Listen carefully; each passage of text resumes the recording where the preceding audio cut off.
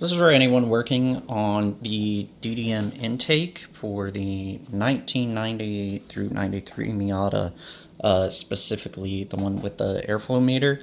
So the instructions say that you're supposed to remove the studs from the airflow meter, and this is the cork gasket that goes here. And then it shows a picture of what it's supposed to be after.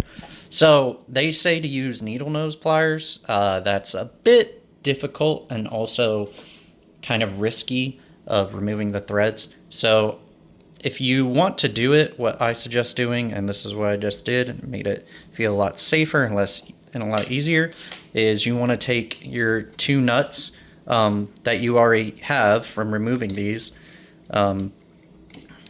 screw them in, and the threads are going to be, my threads are a little wonky because I tried using pliers and I realized this isn't going to work. And then screw these both in and then use the double nut method. Just to give a little demonstration, so you're going to need at least a wrench and then 10mm socket. So something like this in order to lock them together. So you're going to want to have these, then put a lot of force so that they're locked. With the specific nuts that come from this, you're going to feel them like overlap and make a specific, like, not noise, but change when you feel it. It's like they go over the ridges.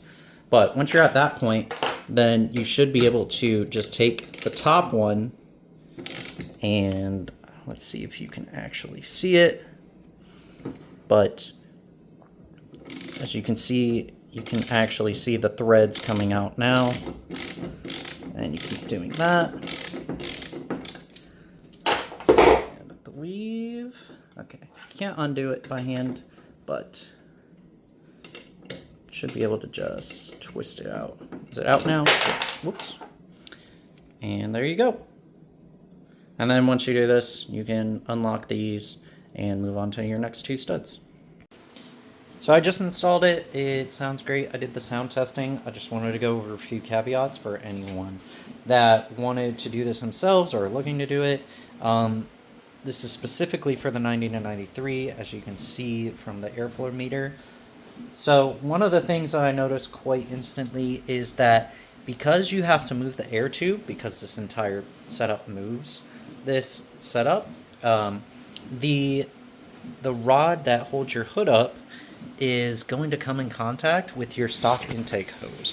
So I'm going to set it up now. And obviously I can move it, but you notice that you're going to have this kind of mark here. Some of it is a little bit old, but what I think I'm going to do, just to be safe, is put electrical tape or maybe some sheathing on the rod just so it doesn't have any issues later down the line, because I don't want this to wear through. Obviously this doesn't heat up aside from the engine getting hot, but I don't want to take any chances. Now, when installing the intake tube, this is something that DDMWorks mentions in their instructions, but if you have power steering like I do, this reservoir can get in the way. Specifically, if you have this little clamp right here that is open, that I'm assuming is meant for a wiring loom.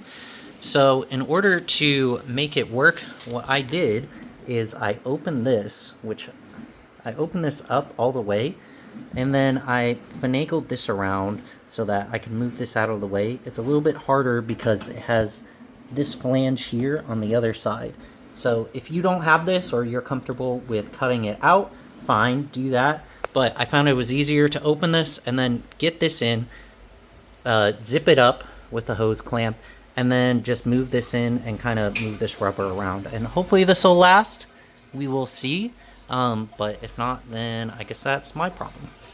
For the routing for this cable, this is how it was originally, where it goes here and under. So I left it like that. If you want, I suppose you could move it this way, but obviously you have the headlight motor, which obviously shouldn't be an issue because you have the rod. So that should be fine. And then the final thing is the plug for the airflow meter.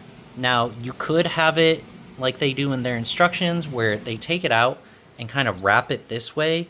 I don't feel that comfortable doing this. I'm sure it might be fine, but for now, I'm putting it behind the brake line and just having it sat like this, that's how I'm gonna leave it for now. Yeah, it doesn't look, you know, as nice as it could because you have it going over the intake and almost touching, but it shouldn't be that big of a deal.